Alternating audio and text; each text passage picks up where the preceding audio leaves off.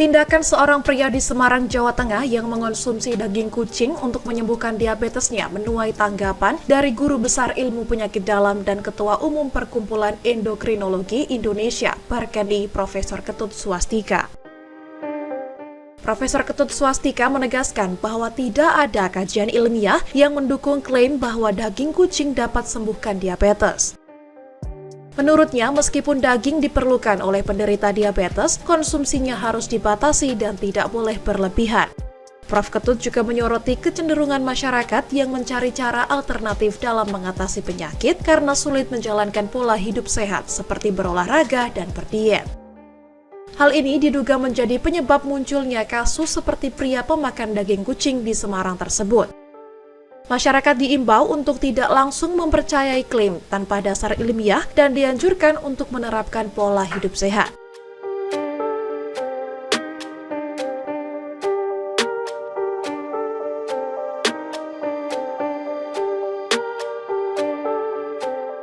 Ya, saya kira sampai saat ini kalau kita berbicara ilmiah lah katakan ya dalam bidang diabetes, memang belum ada obat diabetes yang menggunakan daging tertentu, termasuk juga daging kucing saya kira ya. Jadi memang tentu saya tidak bisa mengatakan itu benar atau tidak benar, tetapi paling tidak belum ada bukti-bukti yang menunjukkan bahwa daging kucing bisa digunakan sebagai obat anti diabetes. Itu menurut tanggapan saya ya. Sebenarnya diabetes konsepnya memang istilahnya dulu ya, istilah sembuh. Nah, istilah sembuh ini memang di dalam diabetes itu tidak disebutkan, tetapi yang disebutkan adalah remisi namanya. Jadi remisi itu adalah konsep di mana orang yang sebelumnya sudah diabetes, karena dia pola hidupnya baik atau karena misalnya ada beberapa pengobatan tertentu seperti pembedahan lambung misalnya begitu ya. Nah, kemudian dia menjadi gula darahnya baik tanpa obat-obatan. Nah, ini yang kita sebut remisi. Nah, sebenarnya remisi ini selalu bisa diusahakan bagi mereka-mereka misalnya yang masih gemuk, misalnya obes. Jadi dengan pola makan yang baik, jadi diet yang baik, kemudian dengan exercise, latihan fisik yang baik, sesungguhnya semua mempunyai potensi untuk menjadi remisi. Nah, sayangnya memang pola hidup yang baik ini tidak mudah dilaksanakan oleh kebanyakan orang gitu persoalannya. Sering sekali pasien-pasien itu karena tidak bisa melakukan pola hidup yang baik, jadi diet tidak mampu, olahraga tidak mau, kadang-kadang dia mencari alternatif-alternatif yang kadang-kadang tidak masuk akal gitu ya, jadi di luar nalar. Jadi yang aneh-aneh misalnya begitu. Sebenarnya yang sederhananya lebih baik mengikuti pola hidup sehat yang baik saja, saya kira itu sangat membantu untuk pasien-pasien diabetes.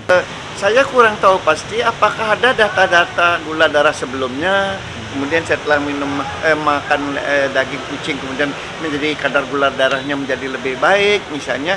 Nah, ini data-data ini belum ada ya. Jadi saya kira apa benar begitu, apa perasaannya saja lebih baik misalnya, apa karena apa, jadi kita tidak ada data-data informasi dari pasien tersebut. So, untuk misalnya dibanyakkan kemudian diabetesnya menjadi sembuh, enggak. Jadi tetap dibatasi juga.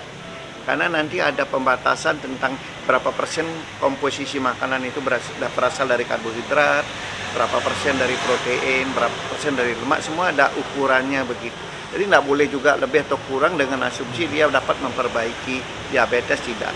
Kalau dari segi pengetahuan yang ada sekarang belum ada informasi, belum ada data-data yang menggunakan daging kucing untuk menurunkan kadar gula darah.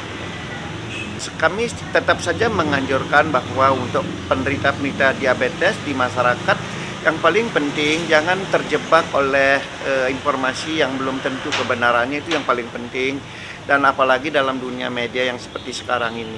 Yang sederhana saja dulu dikerjakan, yang bisa dikerjakan tanpa biaya, yaitu mengurangi asupan makanan bagi orang yang masih gemuk, lakukan latihan fisik yang cukup sehingga tidak menjadi gemuk bagi yang masih bagus berat badannya, tapi berat badannya yang tinggi bisa menurun. Saya kira itu usaha yang sangat besar baik untuk pencegahan maupun pengobatan diabetes.